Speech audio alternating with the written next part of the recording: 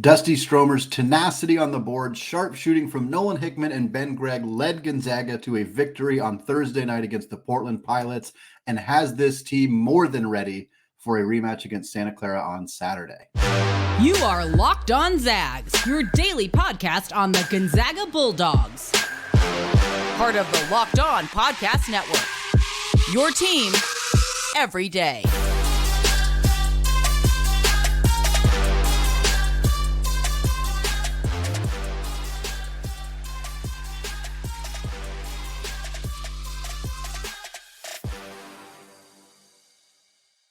What is going on, y'all? Welcome into the Locked On Zags podcast, part of the Locked On Podcast Network, your team every day. I'm your host and longtime Gonzaga podcaster, Andy Patton, here to bring you news and updates on all things Zag athletics.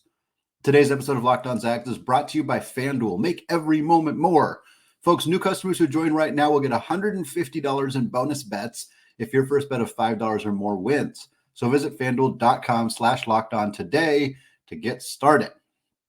Happy Friday, folks. We got a jam-packed episode here on Locked On Zags. We're going to preview Santa Clara, get you all ready for that game on Saturday. We're going to discuss Yvonne Ejim coming back, running it back for a fifth year with Lisa Fortier and the Zags. We're also going to talk about an unfortunate injury for Bree Salenbien and another injury for her on the women's basketball side. We got a quick look at Gonzaga's baseball schedule this weekend. They're playing Vanderbilt. That is a massive series for the Zags. We're going to get to all of that.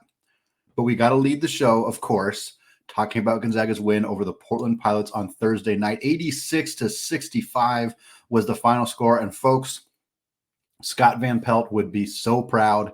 I did not see if he spoke about this game in his bad beat section on ESPN last night, but the Zags won this one by 21 points. The FanDuel line was 21.5.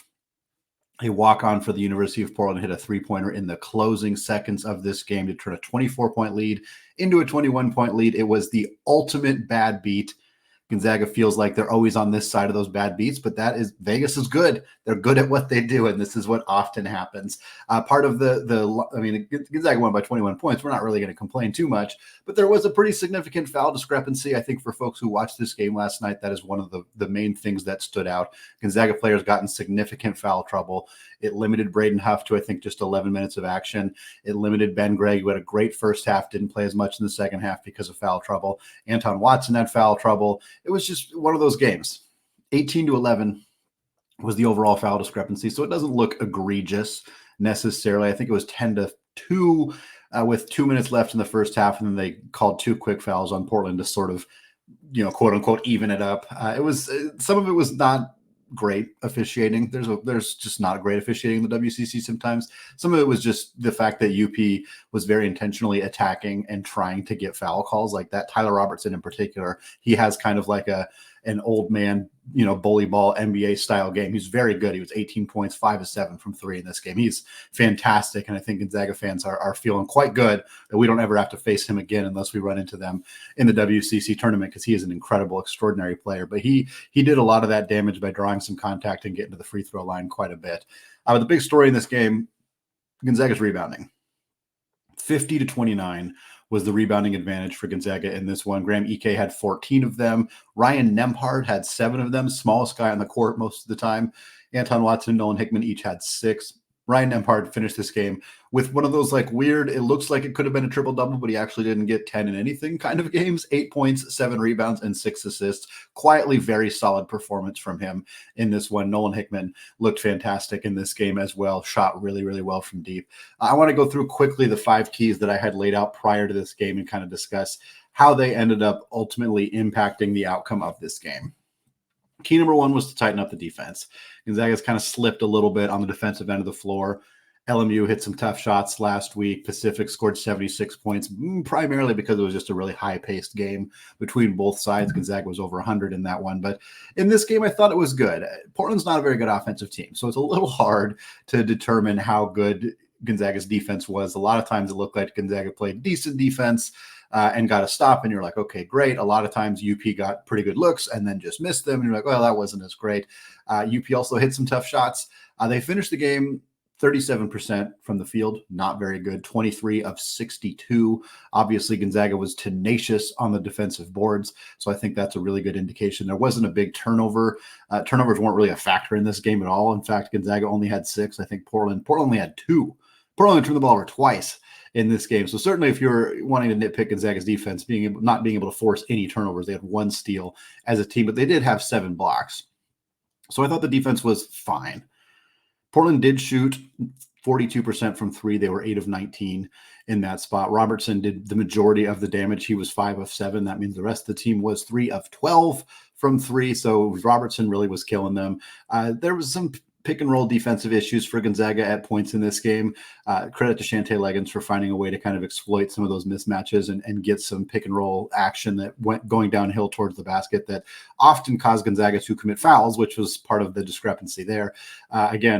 18 to 11 was the foul discrepancy. UP got 21 free throw attempts. Gonzaga got 10. However, Gonzaga went 8 of 10 from the free throw line. UP went 11 of 21.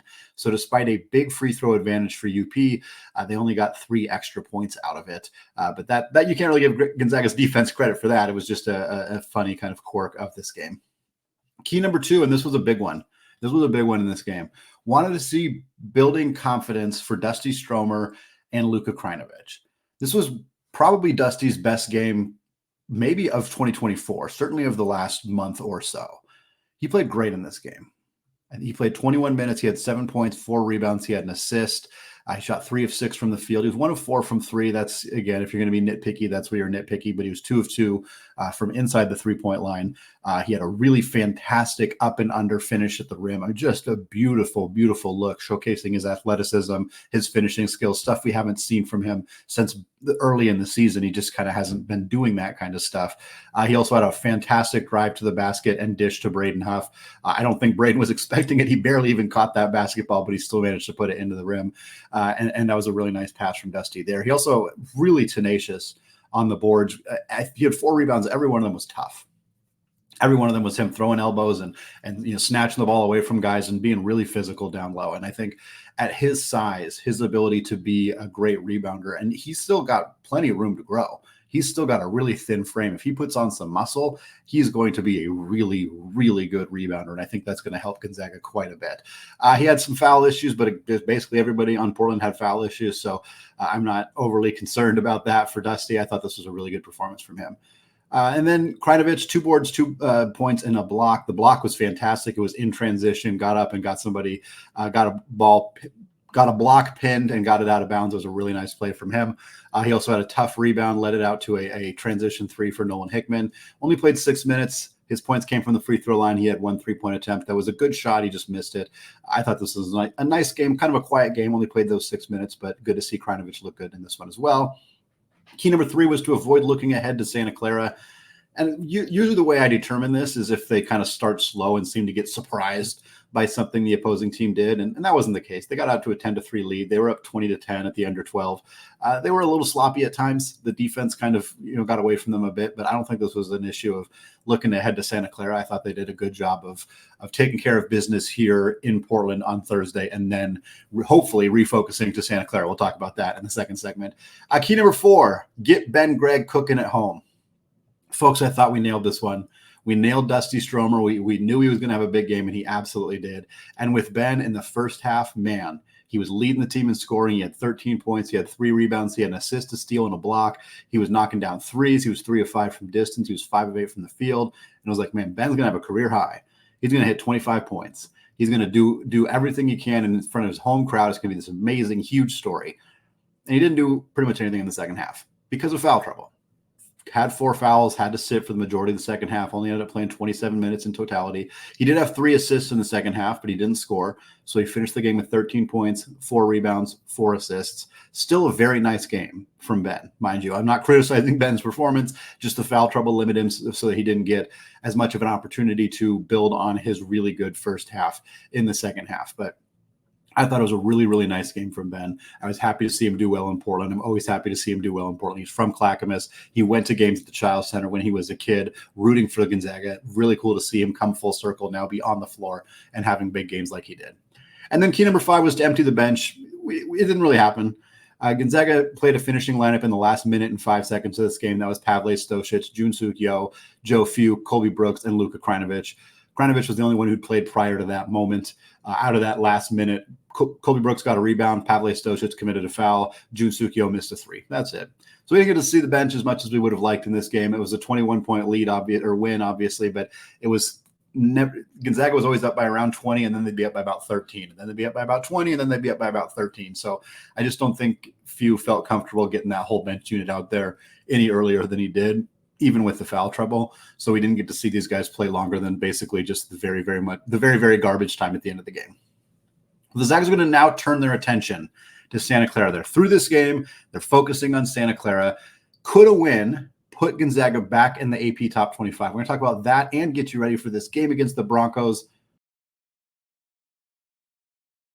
Coming up after a word from today's sponsor, Ibotta. Folks, grocery bills are so expensive these days, but now they don't have to be. You can start your grocery shopping with the free Ibotta app and get cash back every single time that you shop.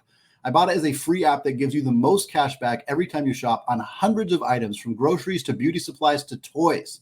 So you can make sure you're beating inflation no matter what you're purchasing. The average Ibotta user makes $256 per year. So you can buy that flight you've been eyeing, that game you've been dying to go to, or the fancy dinner you've been craving.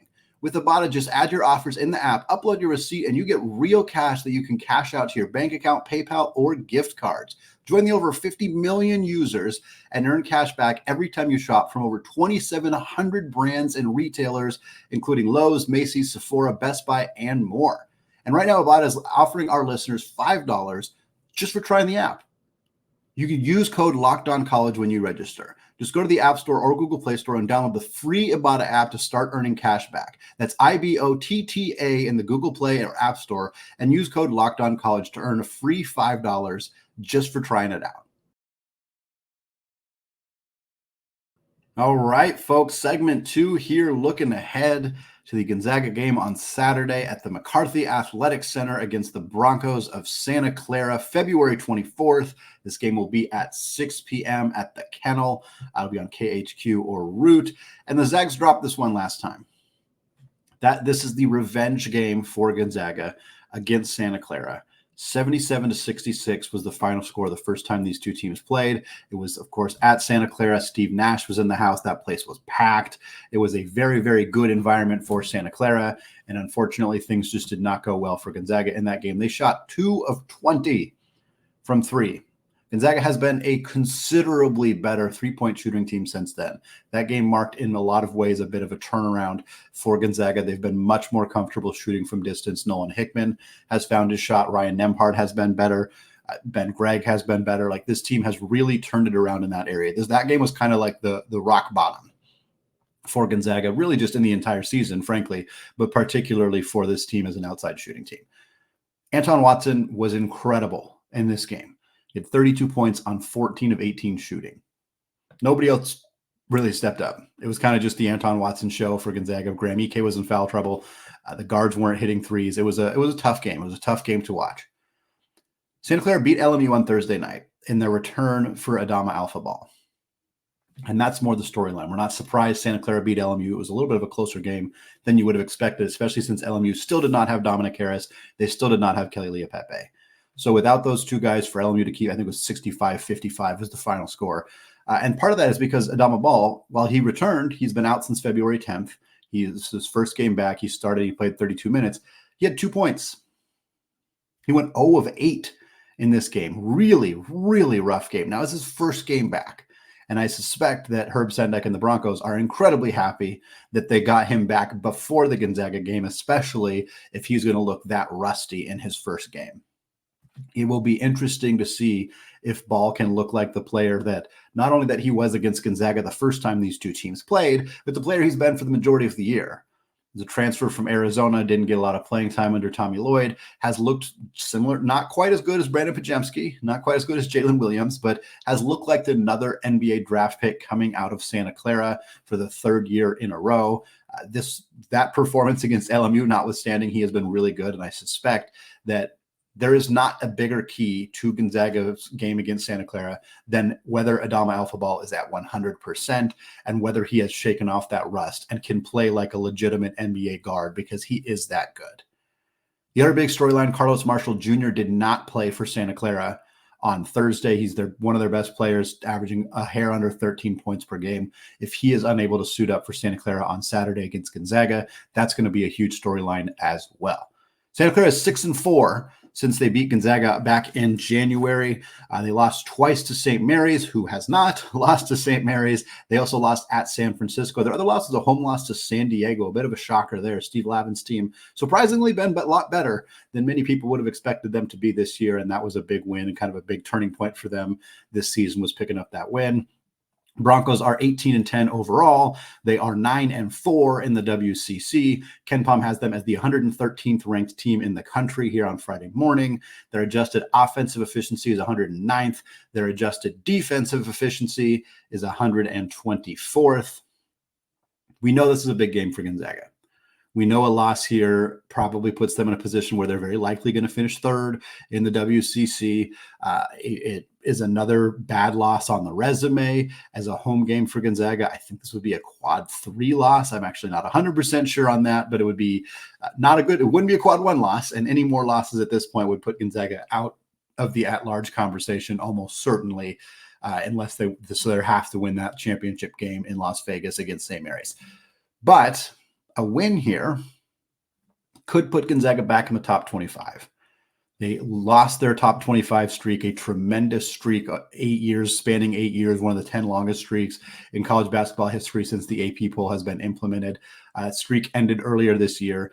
This is the potential opportunity for Gonzaga to get revenge on Santa Clara and get themselves back into the top 25. They finished 27th in AP voting this last time around.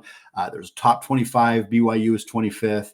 Virginia was next at 103 receiving votes, and then Gonzaga received 99 votes.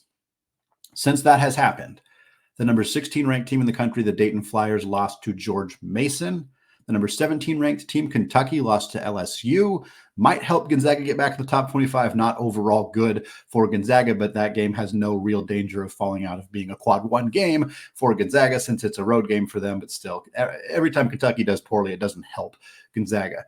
22, Colorado State lost at New Mexico. New Mexico is one of the toughest places to play in the entire country, so I'm not shocked by that result, but it could knock them out. 24, Florida lost to Alabama. Now, Alabama's 13th, and Florida lost in overtime, so I'm not actually sure how devastating that loss is going to be for the Gators, but the way that the AP voters have almost always treated things is if you lost, you move down.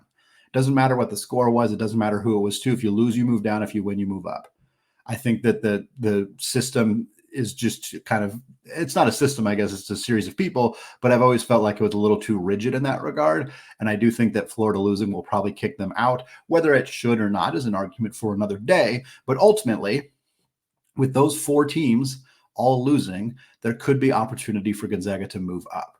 You'd think, well, maybe Virginia will move up ahead of them. Virginia got obliterated by rival Virginia Tech. I mean, they got crushed in this game. I think it was a 36 point margin of victory. Virginia Tech played Virginia 158 times, and this was the second highest margin of victory for them ever. So Virginia's not getting back in.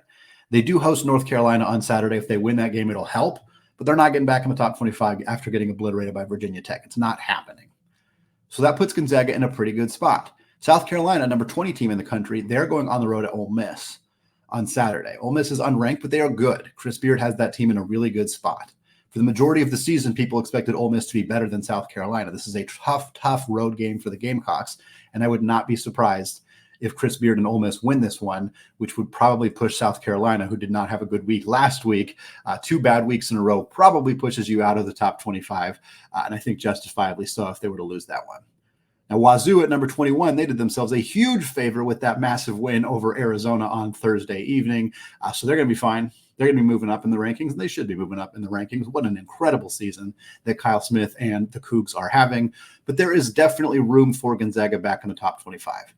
And a pair of wins, we already know they beat Portland. If they beat Santa Clara, they're 22-6. Currently, as I'm recording right now, they're 19th at KenPom and 22nd in the net. If this team is 22-6, and they remain in the top 20 at Ken Palm, the top 25 in the net, I don't see how you keep them out. I mean, honestly, I don't. And I'm not saying that Gonzaga has been excellent this year, that they're like, I get it. I get why people are hesitant. The quad one record is not good. Like there's reasons. But at that point, I just don't see how this resume doesn't equate to being top 25, assuming, again, that they take care of business against the Broncos. We're going to close out the show with a huge, huge announcement from Yvonne Ejim. She is coming back for her 5th year playing for Lisa Fortier and the Gonzaga women's basketball team. We got an unfortunate injury update for Bree Salenbien. We're going to get to that and more after a word from today's sponsor, FanDuel. Get buckets with FanDuel, America's #1 sportsbook. Right now, new customers get $150 in bonus bets with any winning $5 bet. That's $150 in your pocket if your team wins. So you can bet on all your favorite Zags in the NBA players and your favorite NBA teams with quick bets, live same-game parlays, exclusive props, and more. And the Lady Zags have dropped their 250-1 to win the national championship. That means now a $5 bet on the Lady Zags to win it all nets you $1,250. Folks, that is a great, great deal. If you want to join me, I'm absolutely tossing that down. Visit FanDuel.com/lockedon and shoot your shot. FanDuel, an official sportsbook partner of the NBA. All right, folks, closing out the show and the week with a couple updates on the Gonzaga women's basketball team, as well as an update on Gonzaga baseball's upcoming series. First of all, the Lady Zags beat San Francisco 74-48 on Thursday evening at the McCarthy Athletic Center, 20-6 on 9 of 14 shooting for Yvonne Ejim. She also had a pair of steals.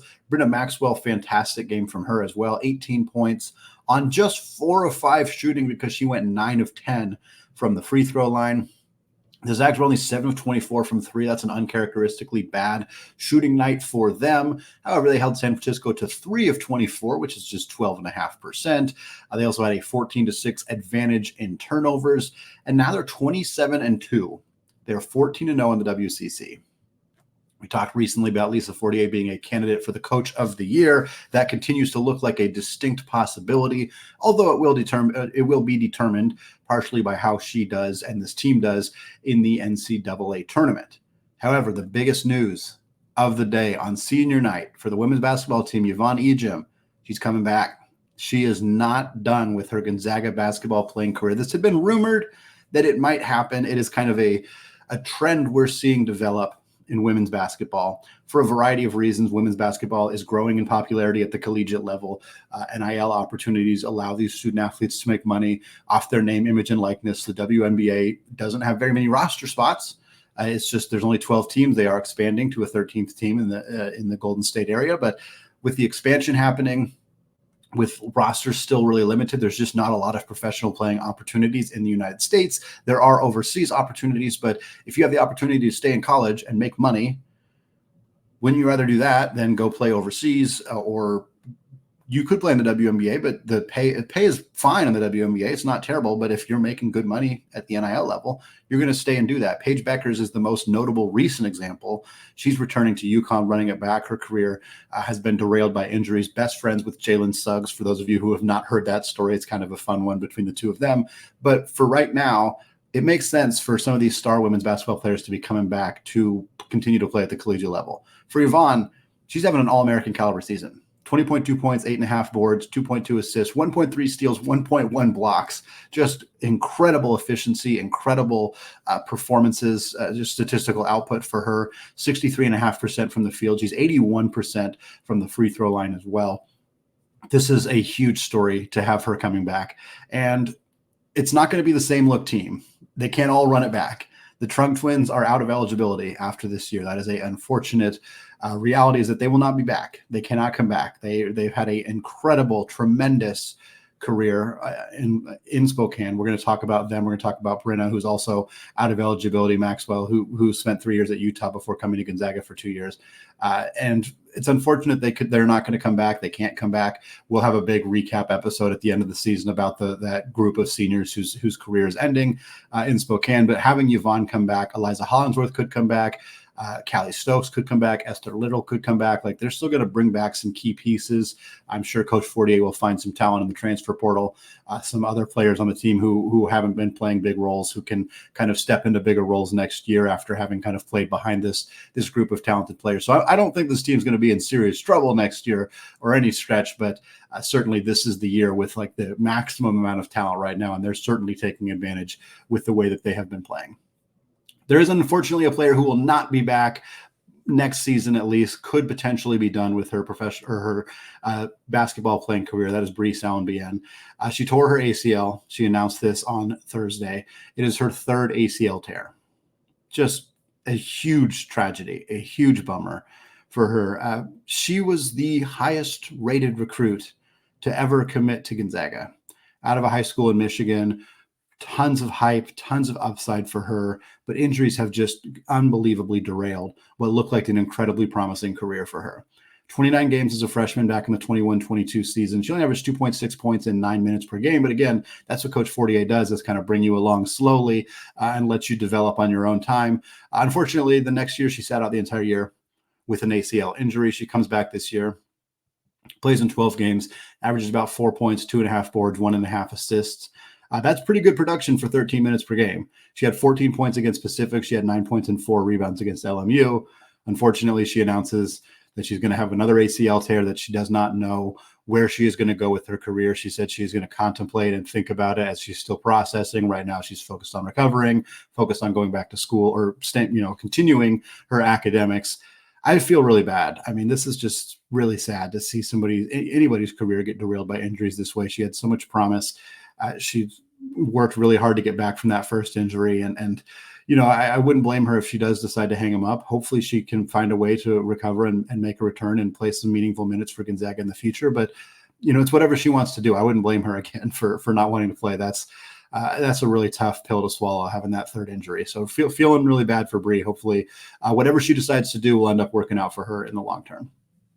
Closing out the show, quickly talking Gonzaga baseball. They're taking on Vanderbilt this weekend. First pitch is at 2:30 p.m. on Friday in Nashville against the Commodores of Vanderbilt. And look, Gonzaga's trial by fire this year because this is a brand new team, a lot of new look players, a lot of young guys.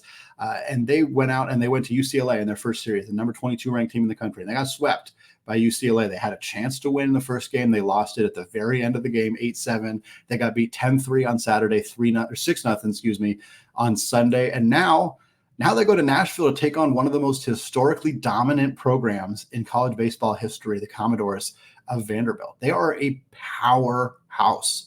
They've been to the NCAA tournament every season since 2006. They have 2 national championships in that time. They have 2 second-place finishes. They've been to the National Championship Series 4 times in the last 16 years or so. I think it's even a shorter amount of time than that. This team has been dominant. They're not ranked right now, but they are still very, very good.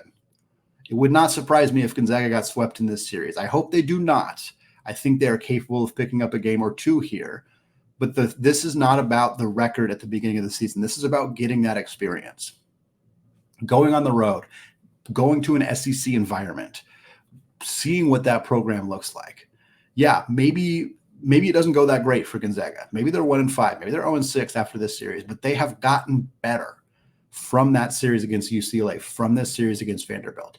It is the kind of like tough love experience that you need to give a young team that's still finding themselves. Mark Few would tell you the same thing. I mean, he took this team with 3 new starters and threw them into the fire against Purdue, against Syracuse, against UCLA and Maui, threw them in the fire against UConn a month later, say, here we go. This is what we're doing. And it has paid off with how this team is playing right now. I think we will see that from the Gonzaga baseball team, even if I'm not super confident that the results against Vanderbilt this weekend are going to be all that great. That's going to wrap it up for us today here on the Locked On Zags podcast. I want to thank all of you so much for making this show your first listen or your first watch of the day.